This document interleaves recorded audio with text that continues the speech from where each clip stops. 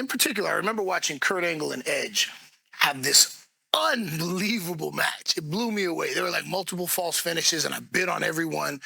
And one of the OGs that was around me at the time said, "You thought that was their first time wrestling?" No, man. Like, they're on live events working 3 or 4 nights a week before you get to see them on television or on a pay-per-view.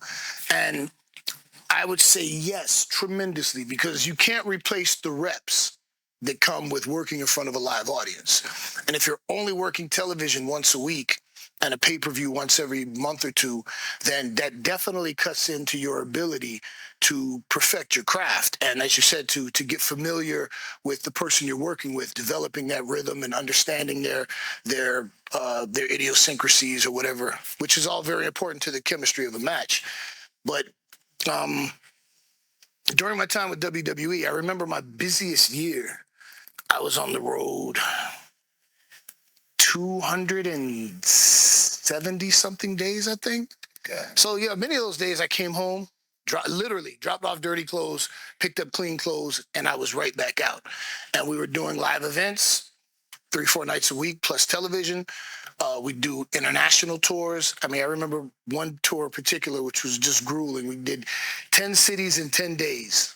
And it was a flight every day. Like, sometimes in Europe, you take the tour bus and it's not so bad. But having to finish a late night into an early morning to catch a flight to fly to the next place. Then, if I recall correctly, like some of those tours, we get back to the States and go right to a pay-per-view, right to TV, and then go home.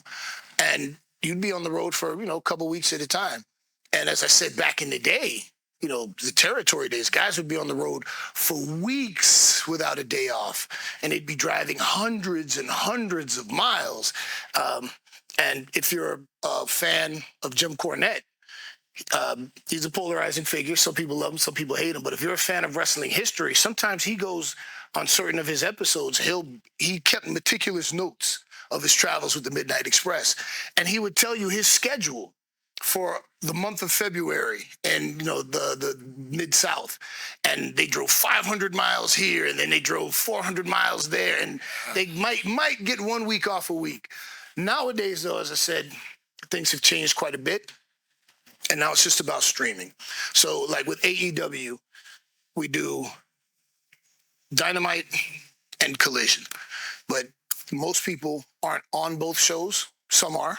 So then you're doing 1 or 2 shows a week, throwing a pay-per-view. If you're on both shows, then you're doing 8 shows a month.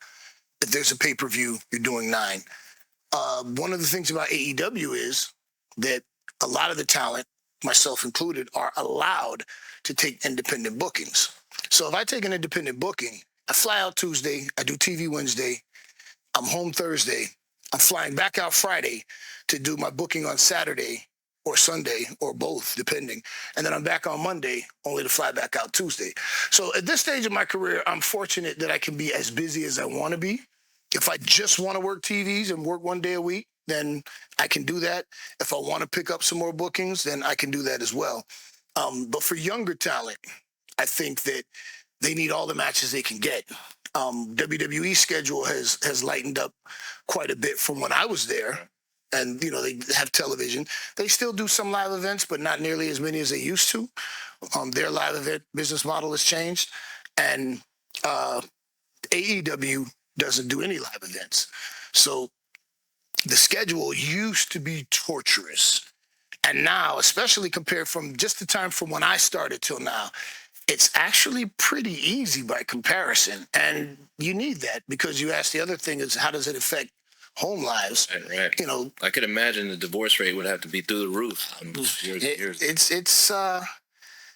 It's pretty demanding. And I know lots of guys that, they had a lot of issues at home.